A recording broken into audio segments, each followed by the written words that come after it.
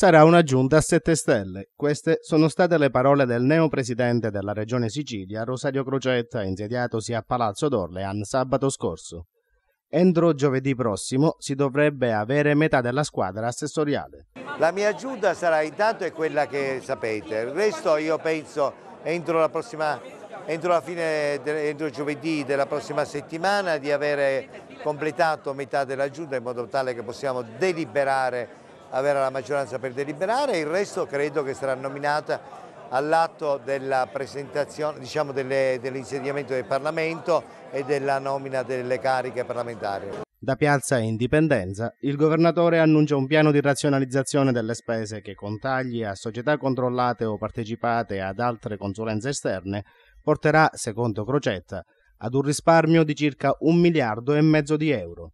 Soldi che, secondo il Presidente, possono essere subito messi a disposizione dei comuni. I tagli già li abbiamo fatti perché stiamo tagliando immediatamente società che non hanno ragione di esistere, avviando provvedimenti di legge in cui noi prevediamo immediatamente un risparmio di circa 1,5 miliardi di euro di risparmio senza intaccare lo Stato sociale. Anzi, abbiamo fatto un provvedimento per i forestali, stiamo dando i soldi ai comuni che li attendono da mesi e alle province, e abbiamo fatto una direttiva sui rifiuti che immediatamente consentirà di togliere l'emergenza rifiuti.